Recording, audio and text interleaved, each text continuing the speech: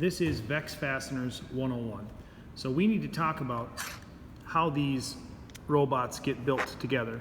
The good news with VEX components is the fasteners are pretty universal or common. Almost all of the hardware that puts a robot together is number 8 by 32 thread per inch screws, or an 832. So what does that mean? Well, that means that the diameter of this shaft of the screw is a number 8 size. I don't know why they don't call it a fractional size, it's just a number system. So there's number 6, number 8, number 10. The only other screws that you will find in VEX are motor screws, which are right here. This is a number 6, so if you look at the two, there is a difference in diameter, okay? The number 6 is considerably smaller. The biggest mistake people can make is they would try to put a number 8 screw into a 393 motor. This will not fit, it will wreck the motor housing or the fastener that ties the motor in. So you need to use a gold screw or a number 6 screw to go into a 393 motor. And there it started to thread, and it would thread in to a depth, okay? So beyond that, once we get into building our structure of our robots and tying everything together, we've got a whole lot of different length number 8 screws, okay? So in this case, we have screws that have standoffs. They thread into these components right here, and each side of the standoff is threaded, or we've got screws that just have nuts on the back side. So in this case, right here, we've got screws that are fastened with the castellated or star nuts, the star lock nuts. And let's just look at these ones down on the bottom here. These ones right here are our shortest screws, maybe a 1/4 inch is the length of the screw, and it's just got a nut fastening these two plates together, okay? Options for how to drive these or put them into place. Well, the most basic option is the Allen wrench, and there are 2 size Allen wrenches. The little baby Allen wrench is for our motor screws. It's the only thing that they will fit, and the fractional size of that is 5/64 of an inch. So we do have these fancier V2 drivers here that are 5/64. So if I take this off, you'll see that this would drive the motor screw as well. And the screwdriver style is really nice. Technique, you put this in the center of your palm, pivot with your fingers, it rotates and drives the screw. We also have a nut driver or a screwdriver style for the larger screws, which is 3/32 of an inch. So we've got these two, and know that they are different. 3/32 is for the number 8. 5/64 is for the number 6. So our number 8 screws are usually black, and the 3/32 Allen head, that's a hexagon head, fits in like this. And then same technique, put this in the palm of my hand, rotate and drive the screw. I can keep my hand free. Let me back up a little bit and just show you that as a technique. So if I were to put a screw in here, okay, I can keep the palm of my hand up on this and twist with my fingers and drive the screw. Proper technique. Other options, if you're going to be putting a nut on the back side, so if you are fastening through something and you're going to be putting, say, a star lock nut on there, holding the nut with your fingers, and the castellated or locking collar should go towards the material, right? Spinning this on with your fingers works.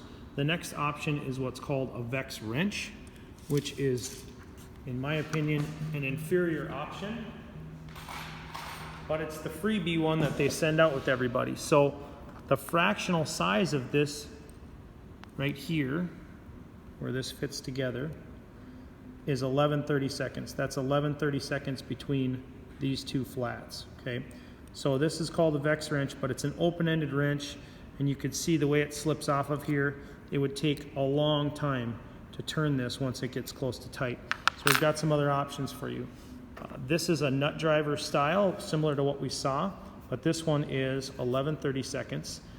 The size of a number 8 nut is 11/32 across the flats. So we've got the proper size nut drivers so that we can spin these and drive them on very quickly and efficiently. It makes for fastening and assembly.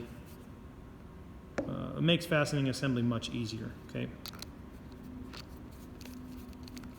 The other style nut that we have as an option is called a nylon lock nut. And so the difference there is this has a little bead of nylon around the inside top. It has to go on with the nylon facing out because the nylon creates a lock. I can spin this on by hand or get it started. Come on. I'm trying to do this through the lens. There, I should just look at what I'm doing. There we go. So I get the threads to start. They're not cross-threaded. But once it threads down and meets the end, like that, I'm not going to be able to turn it by hand anymore because it's trying to go through that nylon washer. So I would have to get my same nut driver, 11/32, and I could drive this on. I'm spinning both of them. What I wanted to show you was if you really have to keep something secure, you can double nut it, which means you would put one nut against the other and you would lock them on the shaft. So I can take the wrench here, the VEX wrench, and I can take my nut driver and I can lock them against each other. Focus. There we go. So I've got the wrench against the table and I'm locking them against each other, and there's no way that those two are going to come apart. It's called double nutting. Not that common, but it is a technique. Last thing I wanted to show you as an option is you could use a ratchet and a socket. So we've got a whole bunch of these 11/32 sockets that are just available to us. This is a converter to go from hex style nut driver like a drill or a screw gun, and it converts into 1/4 inch square. This is a 1/4 inch drive socket, and now we could drive this nut as well with a 1/4 inch socket of some kind. Last thing here, ratchet, okay? So automotives, we use this quite a bit in automotives. This flipper or toggle here determines which way that this will drive. I have to depress this button in order to get to the socket to drive on there. And right now it's driving clockwise and ratcheting counterclockwise. So it's only creating motion in the clockwise direction, or actually the on direction. Clockwise would be to turn the nut onto the screw, okay? If I flip this over, then I'm reversing it now. It ratchets clockwise and it drives counterclockwise. This would be to loosen the nut on here. So this may be a good option for you as well. What we're trying to do is give you tools that expedite the build process and make it faster to put your components together. Scene.